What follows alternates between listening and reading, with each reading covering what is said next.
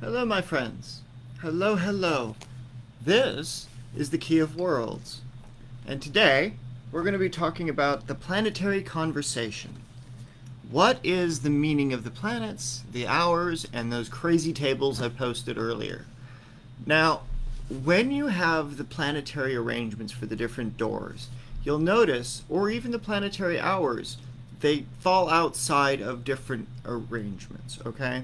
So if a thing listed in the planetary tables is coming from right to left, right? So if we're looking at our grid, we've got our top and we've got our cross, right?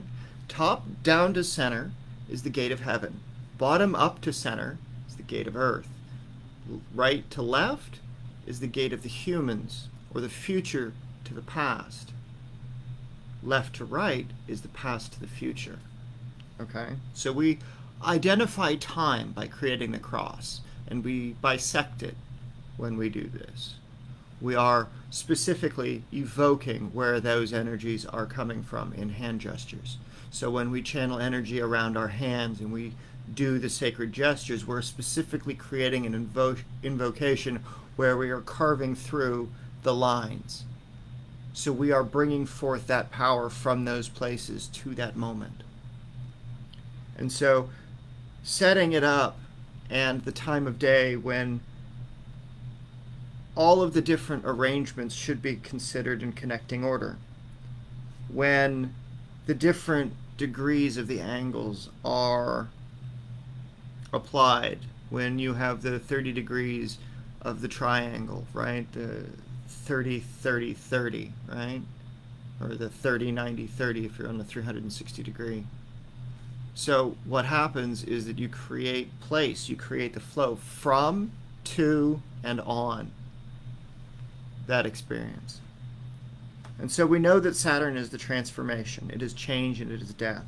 It is the number 3. 9 is the moon, its reflections. It is the soul, is the universe in miniature. Sun, its number is 6. The physical chaos of the formed universe, right? Jupiter, it is the time and the regulation of energies as they form. It's the number 4. Mercury is the number 8. It's for the nature and the spirit of how it expresses itself. 7 is for Venus, and that's the generative life force. And 5 is the mental connection of all things for Mars, right? Uranus is for transformation, Neptune is for darkness, and Pluto I use for the phantasmagoria. Now, when energy is pulled from right to left, when we're specifically calling from a future event and we are engendering to make manifestation occur, right? We'll arrange spell ingredients. So this is what I covered in the workshop. So on Monday, when you're calling something of the moon to the future, right? Or when you're trying to conjure something of the moon and you're trying to call it from some future time when that spell has already occurred and it's manifested already. So all of the things to get to the moon are done, right? The order becomes Sun, Saturn, Mars, Jupiter, Mercury. Sun, Saturn, Venus, Jupiter, Mercury, Mars, and the moon. That is the order of planets in order to pull energy from the moon to the date or period of manifestation, right? So when you want to bring something from the future back to Mars, you're in that state where you want to have something that is represented by Martian energy, and you want to have it now, and it's some future state that you dream of and you can see far off in your future, right? You start with something that belongs to the moon, then the sun, then to Saturn, then to Venus, then to Jupiter, then to Mercury, and then to Mars, right? For something mercurial, you do the same thing. It starts with Mars, then it goes into the moon, then it goes into the sun, then it goes into Saturn, then it goes into Venus, then it goes into Jupiter, and then Mercury. Because Mercury is the end, it is the target goal. You're pulling that energy from those places back through the trees, outwards from creation, downwards into the earth, out and in, right? This is the means by which you can do that. So when you're moving energy of Jupiter, right, you begin with Mercury, then it goes to Mars, then it goes to Moon, then it goes to the Sun, then it goes to Saturn, then it goes to Venus, and then it goes to Jupiter. If you want something for Venus, you begin with Jupiter, then Mercury, then Mars, then the Moon, then the Sun, then Saturn, and then Venus. When you're calling things from Saturn, you start with Venus. Then you go into Jupiter, then you go to Mercury and Mars and the Moon and Sun, and then you're at Saturn, right?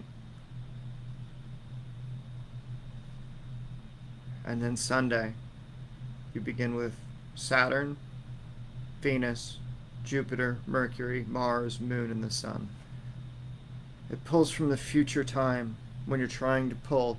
So when you think about it, these are like calling on the stuff for the week ahead. When you want to entrain something, the energy of the path moving forward, that's how you set it up. So it pulls power from the planet that is the day which the planet in the future comes from, right? But if you notice in that arrangement and you draw it out on the table, right? If we want to do something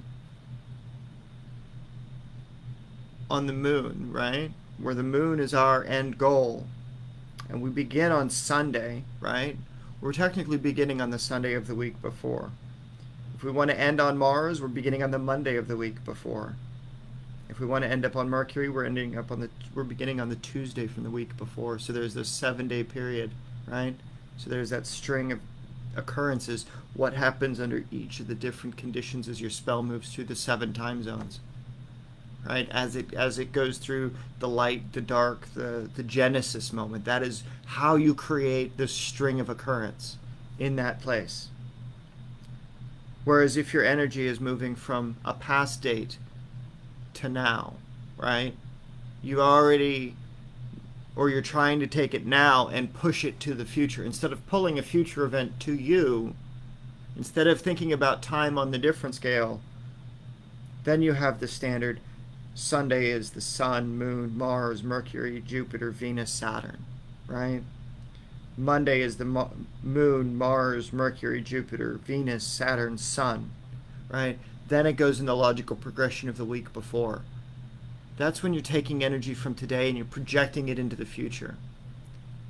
You can do this by using the planetary anchors.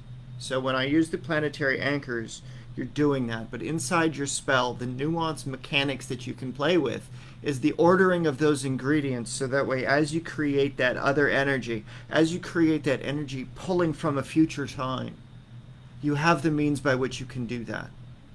If you follow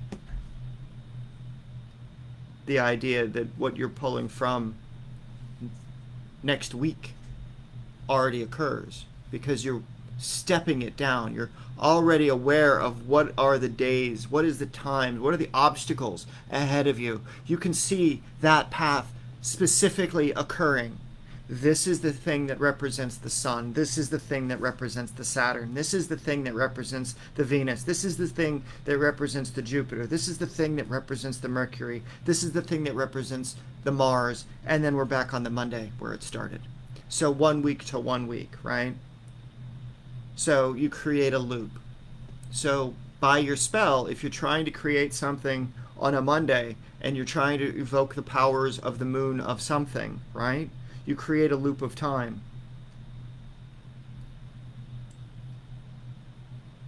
So that your spell has that capacity for manifestation. So that your ingredients, while you're on the date of Monday, right? But your first ingredient is that of the Sun. Technically, the Sun is the day before. So the day you use the Sun, you're already pulling from the past. You're already doing the other part of the spell by pushing it into the future and pulling from the future. So you're using the week that came into you and the week that is to come, and you're creating a singularity in time compression using your work in that moment in that way. So as you build out your recipes, if your first ingredient is the Sun, your second ingredient is Mars, your third ingredient is the Moon, you're creating that pattern inside your spell, and it's creating a loop depending on what date you've created that for, right? So on Sunday, we created a spell of the sun. We used all the other ingredients, and it began with the sun ingredient and it ended with the sun ingredient, right? So that's what was in that workshop. You can do that, and you can change these things around so that way you understand that the rotation is not just, oh, these are arbitrary planets, but these are the occurrences as energy moves across the days of the week. So that way, when you're doing work like today, if it was a Tuesday for you, you'd be working with the energy of yesterday and next Tuesday, right? Pulling it through the entrainment. Ending where your week began, right? You begin where your week ended, right? So that last week ended yesterday and your new week begins today, right? So take, for example, if today's Tuesday for you, then yesterday is Monday. We start with Monday as the start of our spell's ingredients because we're pulling it into the past, and then we work it through Tuesday, Wednesday, Thursday, Friday, Saturday, Sunday, Monday, ending on the day of the moon. And we'll pull that back. And so we open the gates to those planets in that order.